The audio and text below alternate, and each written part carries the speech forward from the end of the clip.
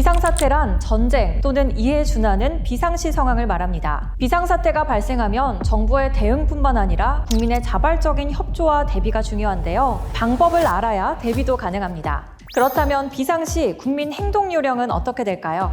4가지를 기억해야 하는데요. 먼저 일상생활을 하면서 미리 꼼꼼하게 준비해서 대피 장소를 사전에 파악합니다. 대피소는 네이버 지도, 티맵, 카카오 맵을 통해서 확인이 가능합니다. 민방위 대피소를 검색하고 가까운 대피소를 찾아서 선택한 후에 길찾기로 위치를 확인합니다. 생존 배낭에는 생수, 간편식, 손전등, 상비약, 라디오와 건전지, 화장지와 물티슈, 화생방 방독면, 마스크나 고무장갑, 장화, 비닐봉투 등을 미리 챙겨놓습니다. 공습경보나 핵경보가 발령되면 안전하고 신속하게 대피한 후 신체를 보호합니다. 이땐 가까운 민방위 대피소로 이동해야 하는데요. 민방위 대피소로 갈 수 없는 위급한 경우 가까운 지하주차장 또는 콘크리트 건물 내 유리창이 없는 안전한 곳 등으로 대피해야 합니다.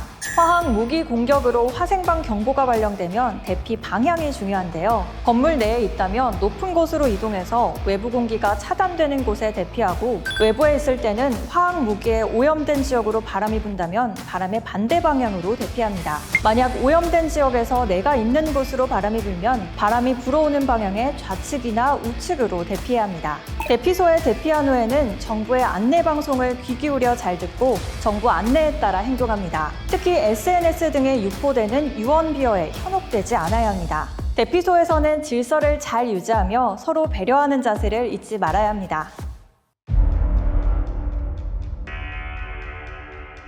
민방공 경보는 화생방, 핵무기를 포함한 적의 항공기, 유도탄 또는 지상이나 해상 전력에 의한 공격이 예상되거나 공격 중일 때 그 사실을 국민에게 신속히 알리기 위해 발령됩니다. 민방공 경보 체계는 5개의 형태로 이뤄지는데요. 적으로부터 공격이 예상될 때 음성 방송과 재난 문자로 경계 경보가 발령되면 즉시 TV나 라디오를 청취하며 정부의 안내에 따라야 합니다.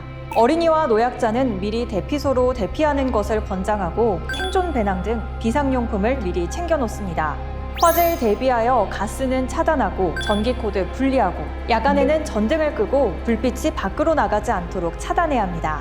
극장, 운동장, 음식점 등 사람이 많이 모인 곳에서는 영업을 중단하고 손님들에게 경보 내용을 알리고 순차적으로 대피시켜야 합니다. 다음으로 항공기, 미사일 등 적의 공격이 임박하거나 진행 중일 때 사이렌과 음성방송, 재난문자로 공습경보가 발령됩니다. 사이렌은 1분간 울립니다. 대피는 가까운 지하시설 또는 유리창이 없는 건물 안으로 들어가야 합니다. 대피할 때는 화재 또는 단전이 있을 수 있으니 엘리베이터보다는 계단을 통해서 이동해야 합니다. 차를 타고 이동 중에는 도로 오른쪽에 차를 세우고 키는 차에 놓아둔 채로 가까운 민방위 대피시설 또는 지하 공간으로 신속히 대피합니다. 적의 화생방 공격이 있거나 예상될 때는 음성방송과 재난문자로 화생방 경보가 발령이 되는데요. 이때는 화생방 방독면과 마스크, 수건 등으로 호흡기를 보호하고 외부 공기를 차단할 수 있는 높은 층의 실내 공간을 선정하여 대피합니다. 핵 폭발이 일어나거나 예상될 땐 사이렌과 음성방송, 재난문자로 핵 경보가 발령됩니다. 이때는 최대한 가까운 지하시설이나 화장실 등 건물 내 유리창이 없는 안전한 곳으로 대피해야 합니다. 핵 폭발이 발생하여 섬광을 보더라도 몇 초 이내 가까운 지하로 이동하거나 핵 폭발 반대 방향으로 엎드리고 눈과 귀를 막고 입은 벌리고 배는 바닥에서 닿지 않게 합니다. 핵이 폭발하면 방사능이 섞인 눈과 비, 먼지 등 낙진이 상당 시간 발생합니다. 낙진으로 인한 통제구역 안에 있을 경우에는 최대한 지하 깊은 곳으로 이동하여 낙진이 안정화될 때까지 정부의 안내방송에 귀 기울여야 하며 공동대피소에서는 대표자를 선정하고 질서를 유지하여야 합니다. 통제구역이 아닌 경우는 정부 안내방송에 따라 낙진으로부터 안전하고 신속하게 대피한 후 비닐 등을 이용해 피부 노출을 최소화해야 합니다. 상황이 종료되면 음성 방송이나 재난 문자로 경보 해제가 이루어지는데요. 이땐 부상자 구조에 동참하고 다시 일어날 수 있는 공습에 대비해서 정부의 안내 방송을 계속해서 청취해야 합니다. 화학 무기나 방사능의 피해 시 화생방 방독면이 없다면 마스크나 물수건 등으로 입과 코를 막고 비닐 등을 이용해 피부 노출을 최소화해야 합니다. 화학 무기나 방사능에 노출이 되었다면 자가 제염을 통해 피해를 최소화하는 것이 생존 확률을 높이는 방법입니다. 오염된 옷을 벗어 비닐 등에 밀봉하고 따뜻한 물과 비누를 사용하여 충분히 샤워하며 오염되지 않은 옷으로 갈아입습니다. 이때 흐르는 물이 눈과 입으로 들어가지 않게 하는 것도 중요합니다. 오염 지역을 벗어날 시간적 여유가 없는 경우에는 외부 공기를 차단할 수 있는 실내 장소를 찾아서 대피합니다.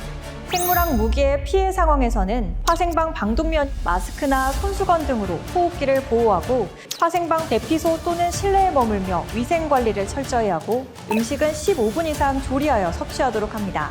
생물학 무기로 의심되는 우편물을 받은 경우는 개봉하지 말고 격리된 곳에 보관 후 보건소나 행정기관에 신속하게 신고하여 주시기 바랍니다. 끝으로 행정안전부는 비상사태를 대비한 비상대비 체험관을 운영하고 있습니다. 체험관에서 비상시 행동 요령을 직접 체험해본다면 도움이 될 것입니다. 비상사태, 알고 대비한다면 우리는 더욱 안전할 수 있습니다.